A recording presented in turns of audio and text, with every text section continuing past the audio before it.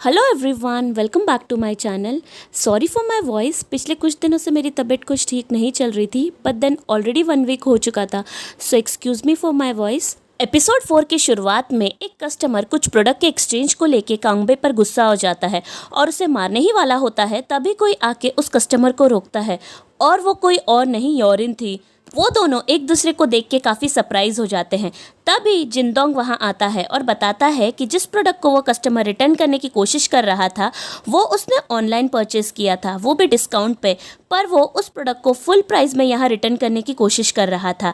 ये सब सुन के योरिन कस्टमर को वार्न करती है कि अगर वो खुद से वहाँ से नहीं जाएगा तो योरिन उसे वहाँ से निकालेगी, पर वो कस्टमर खुद से ही वहाँ से चला जाता है।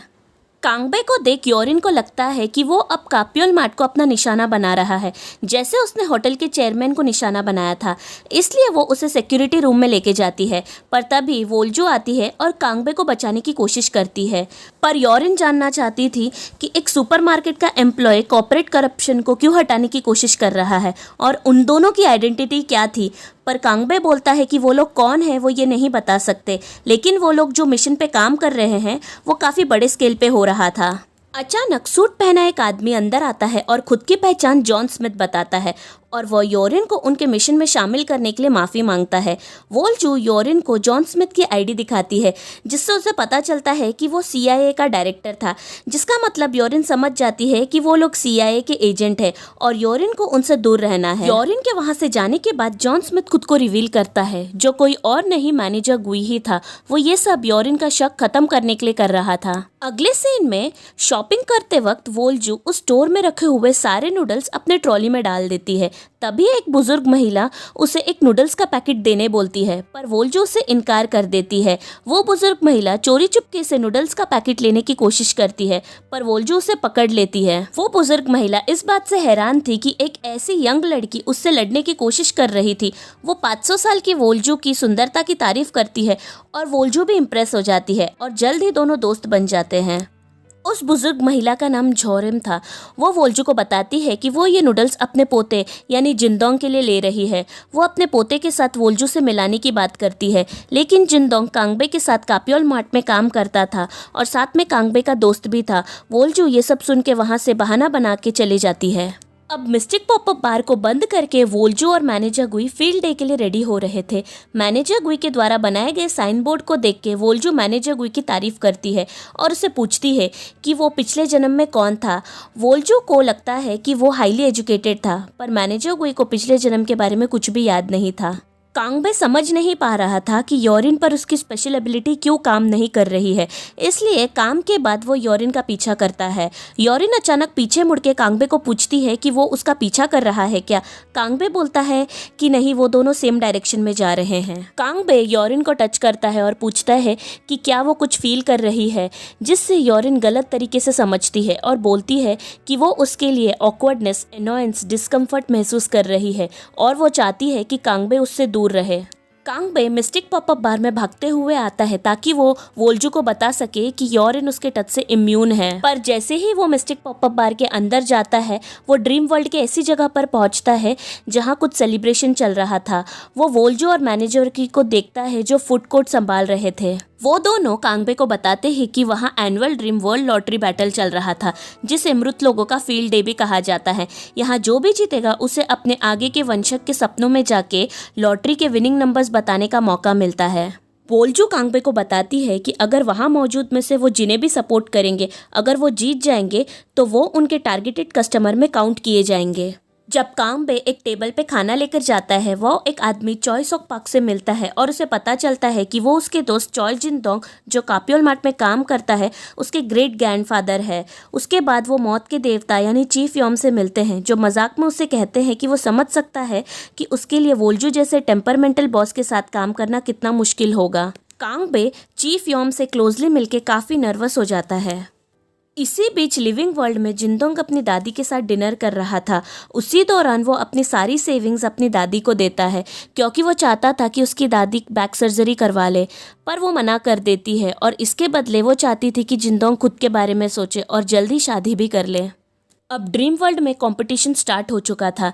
चीफ यॉम सभी को मैदान पे इकट्ठा करते हैं और क्विज ट्रू और फॉल्स से स्टार्ट होता है। इसके बाद रेस भी होता है। जबकि चॉइस ऑफ पान काफ़ी अच्छे से कंपटीशन को खेल रहा था, वही दूसरा कॉम्पिटिटर नोबरमैन डू योंग हर कंपटीशन में चीटिंग करते हुए जीत रहा था। अब फाइनल राउंड में दोनों एक दूसरे के अपोजिट थे और फाइनल राउंड 1 लेग फाइट था। अब डू योंग सोचता है कि उसे इस कंपटीशन को हर हाल में जीतना होगा क्योंकि वो एक नोबल मैन है। वही चॉइस ऑफ पान अपने पर पोते के लिए इस कंपटीशन को जीतना चाहता था। डू योंग फिर से चीटिंग करता है, पर इसके बावजूद चॉइस ऑफ पान इस राउंड को भी जीत लेता है और इसी वजह से वो अपने पोते जिंदोंग के सपने में जाके उस लॉटरी के नंबर्स को बताता है। अब पूरे कंपटीशन में वोल्जू, मैनेजर गुई और कांगबे चॉइस ऑफ पान को ही सपोर्ट कर रहे थे, तो वो लोग भी अपने अगले कस्टमर के सपनों की दुनिया में जाके मदद करने की वजह से खुश हो जाते हैं। इसी बीच चीफ योम अपने न्यू टैब में डेटा चेक कर रहे थे कि वो अगले दिन किसकी आत्मा को लेने जाने वाले हैं। तभी चॉइस ऑफ पान, वोल्जू, मैनेजर गुई और कांगबे चीफ योम को बाय बोलने आते हैं। तभी वोल्जू चीफ योम का न्यू टैब को देखती है और एक्साइटमेंट में वो टैब उनसे ले लेती है और उसमें का डेटा चेक करती है और वो जिंदोंग का नाम डेथ लिस्ट में देख लेती है। चॉइस ऑफ पान चीफ योम से जिंदोंग को ना मारने की विनती करता है। वोल्जू भी अपसेट हो जाती है क्योंकि अगर जिंदोंग लॉटरी जीतने के बजाय मर जाएगा तो उसे चॉइस ऑफ पान को मदद करने का पॉइंट नहीं मिलेगा। कांगबे भी अपने दोस्त जिंदोंग के लिए चिंतित था, पर चीफ योम बोलता है कि होनी को वो नहीं टाल सकते। चॉइस ऑफ पान काफ़ी रोते हुए चीफ योम से विनती करता है, तो चीफ योम उन सभी को बताते हैं कि एक रास्ता है जिससे वो भगवान का फैसला भी बदल सकता है, जैसे कि कुछ अच्छे कर्म करना। पर चॉइस ऑफ पान ने कुछ ज़्यादा अच्छे कर्म नहीं किए थे, तो चीफ योम बोलते हैं कि अगर कोई मरा हुआ व्यक्ति अपने अच्छे कर्मों को जिंदोंग को देने के लिए मान जाएगा तो वो बच सकता है, पर वो व्यक्ति का उनके फैमिली से कुछ रिश्ता होना चाहिए। ये सब सुन के वोल्जू सोचती है कि इतने कम समय में ये सारी चीज़ें करना पॉसिबल नहीं होगा, इसलिए वो चॉइस ऑफ पान को जिंदोंग को बचाने की आशा छोड़ने बोलती है। पर चॉइस ऑफ पान वोल्जू से भीख मांगता है जिंदोंग को बचाने के लिए, क्योंकि वो जिंदोंग के पूर्वज के रूप में खुद को जिम्मेदार मानता है और उसके लिए वो कुछ भी करने के लिए तैयार था। अब ये सारी बातें सुन के वोल्जू को अपनी माँ की याद आती है कि कैसे उसकी माँ ने वोल्जू के लिए खुद को सेक्रीफाइस किया था और वो चॉइस ऑफ पान की मदद करने के लिए मान जाती है। चीफ योम उन तीनों को याद दिलाते हैं कि उनके पास अगले दिन सुबह 11:03 तक का ही समय है अच्छे कर्म लाने के लिए। अब ये तीनों आफ्टर लाइफ एडमिनिस्ट्रेशन ऑफिस पहुंचते हैं ये जानने के लिए कि चॉइस ऑफ पान के फैमिली में से जो लोग भी कनेक्टेड है उनमें से सबसे ज़्यादा अच्छे कर्म अपने जीवित रहते समय किसने किया है। उन्हें वहाँ एक मैच मिलता है जिसका नाम खत्सुन है। ली खत्सुन आफ्टर लाइफ चिल्ड्रन ऑर्फनेज की डायरेक्टर थी। अब ये तीनों उनसे मिलने जाते हैं और जिंदोंग के बारे में सब कुछ बताते हैं। ये सारी बातें सुन के ली खत्सुन काफ़ी भावुक हो जाती है और अपने अच्छे कर्म देने के लिए राज़ी हो जाती है। वो जिंदोंग की दादी झोरिम को याद करती है और बोलती है कि जब वो जिंदा थी तो झोरिम ने उसका काफ़ी ख्याल रखा था। वोल्जू खत्सुन को अपने अच्छे कर्म के बदले लॉटरी टिकट्स के नंबर देती है। खत्सुन मना कर देती है, पर वोल्जू उन्हें बताती है कि ये आफ्टर लाइफ का रूल है कि कुछ लेने से बदले कुछ देना भी ज़रूरी है। इसी बीच जिंदोंग लॉटरी टिकट्स के नंबर जो उसे चॉइस ऑफ पान ने अपने सपने में दिया था वो बड़े खुशी से एक नोटबुक में नोट करता है। अब कांगबे वहाँ से जाते वक्त बोलता है कि उसे आफ्टर लाइफ ऑर्फनेज के बच्चों की चिंता हो रही है। तभी मैनेजर गुई और वोल्जू से बताते हैं कि जब उन बच्चे की पेरेंट्स की डेथ हो जाएगी वो लोग यहाँ अपने बच्चों से रीयूनाइट हो जाएंगे। ये सब जान के कांगबे राहत की सांस लेता है। वो बोलता है कि लिविंग वर्ल्ड में इसका बिल्कुल अपोजिट होता है, क्योंकि जो बच्चे ऑर्फनेज जाते हैं उन्हें अपने पेरेंट्स को देखने का मौका कभी नहीं मिलता, क्योंकि वो उन अनाथ बच्चों में से एक है जो उन ऑर्फनेज में पला बड़ा है। अचानक नोबलमैन दोय होंग जो चॉइस ऑफ पान से कंपटीशन में हार गया था वो वोल्जू से चुपके से अच्छे कर्मों की पोटली चुरा के वहाँ से भाग जाता है। मैनेजर गुई भी उसे पकड़ने के लिए उसके पीछे भागता है। अब कांगबे भी मैनेजर गुई की मदद करने की कोशिश करता है, पर वोल्जू उसे रोक देती है ये बोलते हुए कि उन्हें अभी लिविंग वर्ल्ड में जाके जिंदोंग को प्रोटेक्ट करना है, तब तक जब तक मैनेजर गुई अच्छे कर्मों की पोटली लाएगा। अब नेक्स्ट डे कांगबे जिंदोंग का हर जगह पीछा करता है और उसे हर पॉसिबल इंजरी से बचाता है। 11:03 में अब सिर्फ 10 मिनट ही बचे थे, पर अब तक मैनेजर गुई अच्छे कर्मों की पोटली नहीं लेके आया था। काप्योल मार्ट के स्टोर के बाहर वोल्जू चीफ योम का वेट कर रही थी। चीफ योम भी 10 मिनट पहले ही वहां पहुंचते हैं। वोल्जू चीफ योम को अंदर जाने से रोकती है और बोलती है कि मैनेजर गुई अच्छे कर्मों की पोटली लेके जल्दी ही आने वाला है, पर चीफ योम वोल्जू को ट्रिक करके अंदर चले जाते हैं। चीफ यॉम वेयरहाउस जाता है जहां जिंदोंग काम कर रहा था। वो अपने पावर्स को यूज करके एक बड़ी मेटल की ट्रॉली जिंदोंग को मारने के लिए भेजता है, पर फाइनल मोमेंट्स में कांगबे उसे बचा लेता है। पर कांगबे जैसे ही जिंदोंग को टच करता है, जिंदोंग अपने सारे प्रॉब्लम्स बताना शुरू करता है। चीफ यॉम जिंदोंग पर फिर से हमला करने की कोशिश करता है, पर तभी वोल्जू चीफ यॉम को एक किक मार के उन्हें वहां से गिरा देती है और उनके ऊपर बैठ जाती है। अब आफ्टर लाइफ में मैनेजर गुई को अच्छे कर्मों की पोटली मिल जाती है, पर आफ्टर लाइफ से निकलने वाली अगली फेरी 2 घंटे बाद की थी, इसलिए वो डिसाइड करता है कि वो तैरते हुए वहां से बाहर निकलेगा।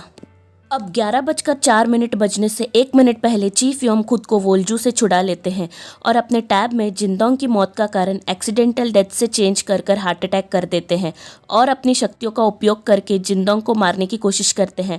पर तभी योरिन वहां पहुंचती है और चीफ यॉम खुद को अदृश्य कर लेते हैं। वोल्जू और कांगबे भी खुद को योरिन को दिखने से छुप जाते हैं।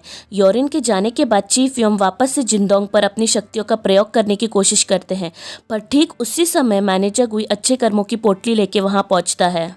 मैनेजर गुई पूरा गीला था। उसे उस रूप में देख के वोल्जू उसे देखते ही रह जाती है, जैसे कि वो उसे पहली बार देख रही थी। वो चीफ यॉम को अच्छे कर्मों की पोटली देता है, जो चीफ यॉम अपने टैब पे रखता है। तभी जिंदोंग का डेड डेटा और अच्छे कर्मों की पोटली दोनों ही हवा में गायब हो जाते हैं। इसी बीच जिंदोंग की दादी जोरिम अपने घर के कामों से ब्रेक लेती है और अपने सोफा पे सो जाती है। तभी खोत्सुन वहां जोरिम से मिलने आती है। खोत्सुन जोरिम की बैक पेन नोटिस करती है और वो दोनों अपने पुराने दिनों के बारे में बात करते हैं। बात करते हुए जोरिम खोत्सुन के पैरों पे सो जाती है। खोत्सुन सोए हुए जोरिम को हेल्दी रहने बोलती है और एक छोटा चमकता हुआ मोती एक पाउच से निकाल के जोरिम के बैक में रब करती है। तभी वहाँ वोल्जू आती है। वोल्जू खोत्सुन से पूछती है कि ये चमकता हुआ मोती क्या है। खोत्सुन बोलती है कि ये उसने वो लॉटरी टिकट से जोरिम के लिए दवा खरीद के लेके आई है। वोल्जू उन्हें बोलती है कि आपने अच्छा काम किया, और वोल्जू कैमरे की तरफ देखते हुए बोलती है कि सभी लोगों को एक दूसरे की मदद करना चाहिए और एक दूसरे से अच्छा पेश आना चाहिए। अगर हम सभी ऐसा करेंगे तो वो अच्छे कर्म वापस हमारे पास आएंगे और हमें फ़ायदा ही देंगे। जिंदोंग काम से घर आता है। तभी जोरिम अपने नींद से उठती है। वो जिंदोंग के लिए खाना बनाने जाती है और जिंदोंग अपने लॉटरी नंबर्स चेक करता है, पर उसे लॉटरी नहीं लगती क्योंकि उसकी लॉटरी टिकट्स ऑलरेडी खोत्सुन ने यूज़ कर दिया था। वो बोलता है कि मेरे पूर्वज कुछ काम के नहीं है। तभी जोरिम एक हैवी किमची कंटेनर उठा रही थी और उसे एहसास होता है कि अब उसका बैक बिल्कुल भी पेन नहीं कर रहा है। जोरिम और जिंदोंग डांस करते हुए सेलिब्रेट करते हैं, ये सोचते हुए कि उनके पूर्वज ने लॉटरी टिकट्स के बदले उसका बैक ठीक कर दिया है। अब वापस मिस्टिक पॉपअप बार में वोल्जू मैनेजर गुई पे गुस्सा होती है कि काम करते वक्त उसे फोन नहीं यूज करना चाहिए। वोल्जू उससे एक बड़ा बॉल ड्राइड फिश देती है और उसे साफ करने बोलती है। तभी मैनेजर गुई बोलता है कि अगर वो वोल्जू के पास काम नहीं कर रहा होता तो वो आफ्टर लाइफ का पुलिस चीफ बन चुका होता, पर अब वो फिश साफ कर रहा है। तभी कांगबे बाहर का एरिया साफ करके आता है और अचानक बेहोश हो जाता है। वोल्जू से घर लेकर जाती है। तभी चीफ यॉम मिस्टिक पॉपअप बार पहुंचता है और मैनेजर गुई को बताता है कि after life police chief manager गुई को वापस से उनके डिपार्टमेंट में लेने के बारे में सोच रहे हैं, पर मैनेजर गुई बोलता है कि ये बहुत जल्दी है। तभी चीफ यॉम को एक कॉल आता है कि उनके एरिया में एक दुष्ट आत्मा घूम रही है और वो लोग उनकी मदद चाहते हैं। फिर हम देखते हैं कि मैनेजर गुई उस दुष्ट आत्मा का पीछा कर रहा है और वो एक जादुई तलवार से उस दुष्ट आत्मा को ख़त्म करता है और वो आत्मा एक छोटा मोती बन जाती है। दूसरी ओर वोल्जू जैसे ही कांगबे को बेड पे लेटाती है, कांगबे उसका हाथ पकड़ के मत जाओ बोलता है। इससे वोल्जू का अपना फ्लैशबैक याद आता है कि कैसे वोल्जू क्राउन प्रिंस के बेड साइड में बैठी थी और क्राउन प्रिंस ने भी सेम ऐसे ही बोला था। अब एक और फ्लैशबैक दिखाया जाता है। क्राउन प्रिंस खून से लथपथ अपनी तलवार को ज़मीन में घसीटते हुए उस पवित्र पेड़ के पास जाता है। वो काफ़ी इमोशनल होता है और चिल्लाता है कि आखिरकार मैं तुम्हें नहीं बचा सका। वो अपने घुटनों पे गिर जाता है और एक प्रतिज्ञा लेता है कि अगर मैं दूसरा जन्म लूँगा तो मैं तुम्हें पक्का ढूंढ लूँगा। तभी तुम्हें बचाने के लिए अगर मुझे मेरी आत्मा की कुर्बानी भी क्यों ना देनी पड़े, पर मैं तुम्हें ज़रूर बचा लूँगा। और एपिसोड 4 यहीं पे ख़त्म होता है। मिलती हूँ मैं आपसे अपने अगले वीडियो में। तब तक के लिए bye bye and take care.